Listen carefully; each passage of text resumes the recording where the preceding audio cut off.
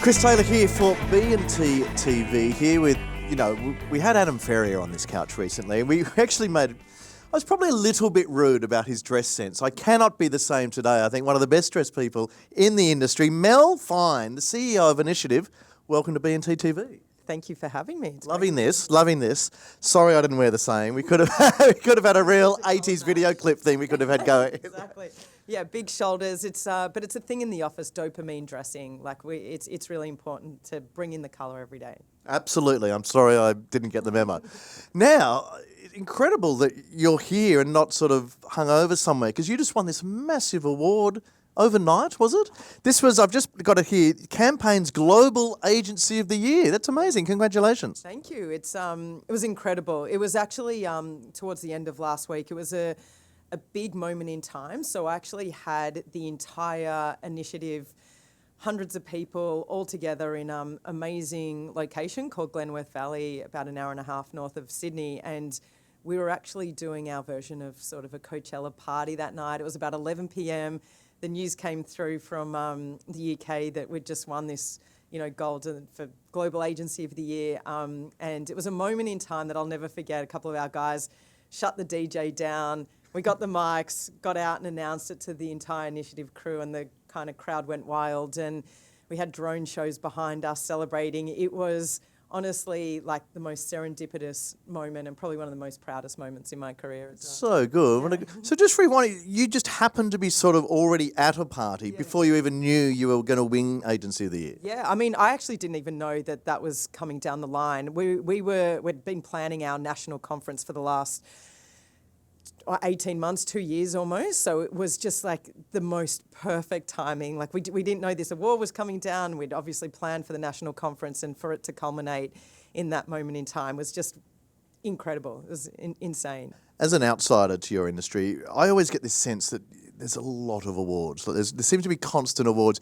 but you can kind of work out the ones that mean something and the ones that don't. And Campaign's Global Agency of the Year, that to me sounds like a legit one, like a really good one to get. Yeah, it's pretty prestigious. I mean, I think probably one of the most prestigious traditional campaign is probably one of the most traditional publications that have been around in our industry. So, really proud of that, but obviously not quite as good as B&T. No, I was going to say, a very distant second to the B&T award, but we'll come to your B&T award shortly. But I just want to drill down more on this most recent success, because what do you think it was? I imagine you've had a bit of time now to sort of unpack your achievements and what impressed the judges. Have you been trying something differently at Initiative that has given you this reward, or do you think it's a reward for a long period of slugging it out? Why do you think you won? Yeah, I'd say all of the above. We've tried something different from day one. Even putting me in the role just over 4 and a bit years ago was trying something different, because, I'd never really led a media agency. I had not much experience even at a media agency.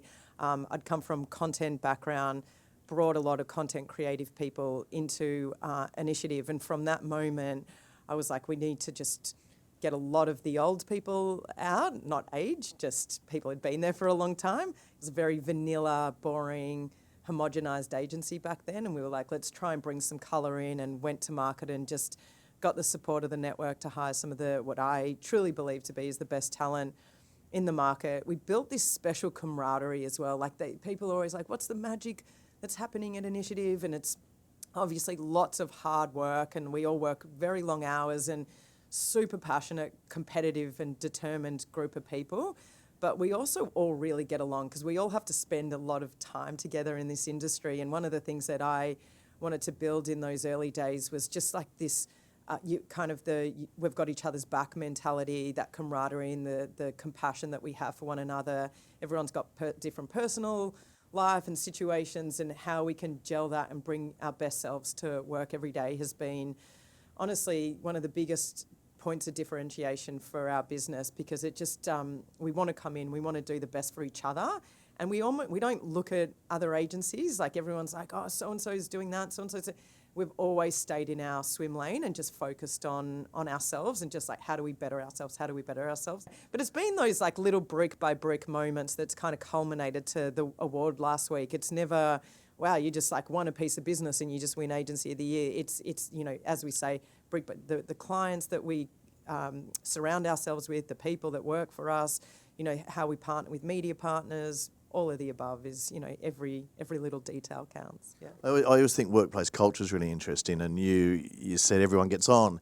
Yeah. Is that just luck? You can't sort of design for everyone. I mean, the odds of everyone getting on at a company of your size are low. So is it serendipity, or can you do things to kind of make people get on as best as they possibly can, even though they've got very conflicting personalities or different personalities? Yeah, I mean, as I said, as long as people can bring their best self to work, and I think that's really important because we are competitive, but we also surround each other with really high-performing mentality. So sometimes it doesn't fit and suit people. People have come into Initiative over the last couple of years. It hasn't, that high performance, high pace, it doesn't suit them. And, it's not because they didn't feel like they couldn't get on with us or we didn't get on with certain individuals, but then we were like, it's just not going to work out. And, we have to be ruthless like that. Like if you're that high-performing mentality, you're survive. Turning people away. Yeah, no, seriously. And what's the shortest someone's lasted at Initiative? I'm sure there's people watching who are probably part of that crew. Yeah, within a couple of months. Like, things don't and we see it pretty quickly as well. Like you're either going to thrive or survive, basically. Well, that's good. That's sort of important to be brave enough to call that. So other people, I'm one of those people like in awkward social situations would, someone could set fire to my wife and I'd think, I better not say anything. Don't want to make a scene. And which is a terrible way to live. We should call bullshit out more. Yeah. I'm not saying it was bullshit in your instance, but we should be prepared to call things out that aren't working. And there's a type of, I don't know, would you call it repression in some employers not to do that because they don't want to ruffle feathers, whereas it is important, you would say. Yeah, I mean, we can't accept complacency, and as soon as you accept one person with complacency, it all falls over, right? Like people can't come in and perform at their highest level and then have someone in their team who's only performing at 50% of that. It's unfair to the person that's putting in that sort of 100%. So we pick those people out and we say it's just not going to work out. A lot of the tech companies operate in that model, and it's a culture of high performance and acceptance, and they've got frameworks to model that out. They call it, some tech companies, bottom 10%. We don't quite have sort of those frameworks around, but we certainly work with my leadership team and each of the MDs to really hone in on the people who aren't at that high level. And we've got some of them here today. I'll bring them in now. Now, we touched on B&T Awards. I am, of course, sitting next to the reigning B&T Woman of the Year, one last year. How's that been sitting on you? Yeah, I mean, it's an incredible privilege to win that award. And I say that for many reasons. I think, honestly, I'd come from a couple of other award shows. It's sort of, we call it almost like award season. You mentioned there's a lot of awards in this industry, and it wasn't B&T. There's other publications that, with all due respect, have comedians that take the piss out of our industry, and we all work. I don't know what you're talking about. I don't know. And we all work our butts off, and we're super proud and passionate about our jobs. And then you turn up to the B&T Women in Media Awards, and all of a sudden there's amazing speakers. It's uplifting, it's inspirational. We're there to uplift each other, and then you really have this sense of pride around the industry. And it's probably the only awards that have that through the season. And it makes me question, why is that? Why is it when we go to a normal award season, we all sort of, awards show, we're all sort of taking the piss out of each other, and this is the only one that feels uplifting and inspirational, and obviously important for that next generation of not just women, but people coming through the industry. So really just to be there and be around those other winners was incredible. And then to obviously have the announcement at the end was quite shocking, because, you probably have a sense if you're shortlisted for something, but then this is a chosen award by the B&T crew and some people around them.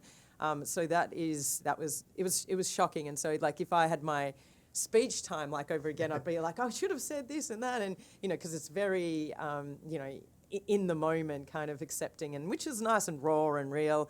Would you like to re-give the speech now? You've got a platform. No, I don't. But I think but I do take the sense of being a woman advocate in this industry very serious and in many ways. And if anything, it actually helped refocus me into wanting to even contribute in an even deeper way in the 12 months that followed that. I was going to say, how has it affected you? Because I can imagine with some awards you win, you just think, oh, that's recognition for things I've done in my past, and it doesn't really inform your future behaviour. But have you actually reframed the way you think of yourself as a female leader in this industry? Yeah, I mean, I always took the responsibility pretty serious, but I think in the first couple of years you're trying to navigate, especially because the industry and the eras have changed so much, and we won't go into that, but in my first 10 or so years in the industry, I was trying to navigate what it meant to be a woman trying to get into a leadership position in very traditional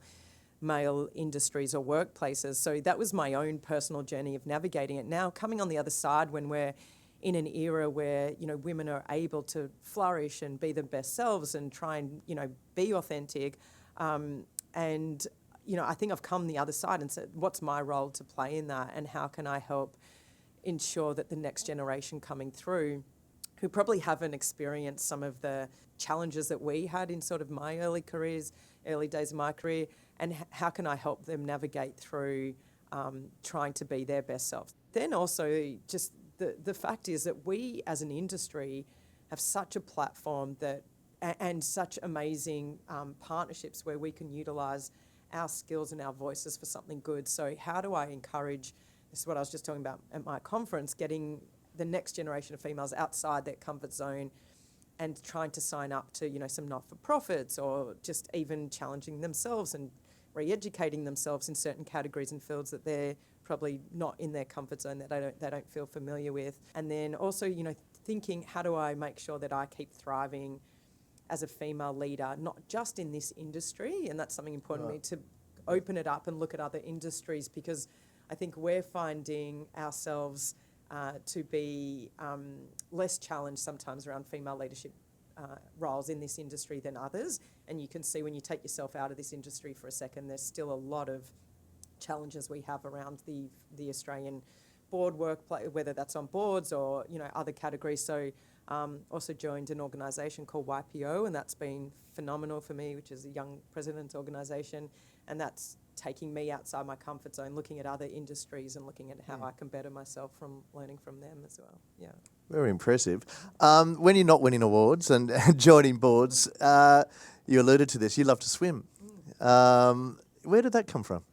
Yeah, I mean, it's definitely in the competitive bones from probably the age of 5 or 6. I loved swimming growing up. Like, I loved it. My older brother swam at the time, and I was like, I can do it better than you. I think he was like, oh God, always nipping at my heels. So I just got into it.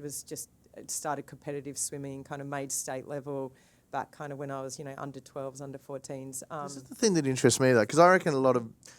Where did you grow up? Australia? Melbourne, yeah. I reckon a lot of kids growing up in Australia love swimming. Like, they love going to the beach and just splashing around. But for most of us, we're content just splashing around. We don't need to do the work up and down the lanes. And so there's something intrinsically competitive about you really early. Yeah, there was. And I think that's an interesting point, because to get up at 4:30 to every day to go, and then you've got to train after school as well, and try and deliver some good grades at school. It was like learning that balance and learning discipline. My coach was a very focused discipline coach, so learning that from a young age certainly built some disciplinary kind of mindset into me. And yeah, I loved it. But then actually, I've got a Jewish background, and I was meant to go off at about the age of 15, 16. It's like they call it the Jewish Olympics, which is like the Maccabee Games in Israel, and hundreds of countries come in. And it was actually the year where the bridge collapsed, and a lot of my the swimmers that I was training with at the time, they were on the bridge, and some passed away, and that for me was pretty traumatic. And so I stopped pool swimming at that age and just took a few years off swimming before I found ocean swimming. But I always felt like I never kind of completed getting to sort of the highest level that I could have. So I was always passionate about how can I give back to the swimming community. I've kind of now passed my prime stage of being athletic. How can I kind of make sure I do that? So yeah, an opportunity presented itself on the Swimming Australia board, and was lucky enough to join that, and I've just been re-elected for the next 3-year term on that. So yeah. Well, I'm feeling terribly, pathetic and unqualified, and as if I've done nothing with my life sitting here listening to you. It's been such a pleasure and a real treat. Mel Fein, thank you so much for talking with us here on B&T TV.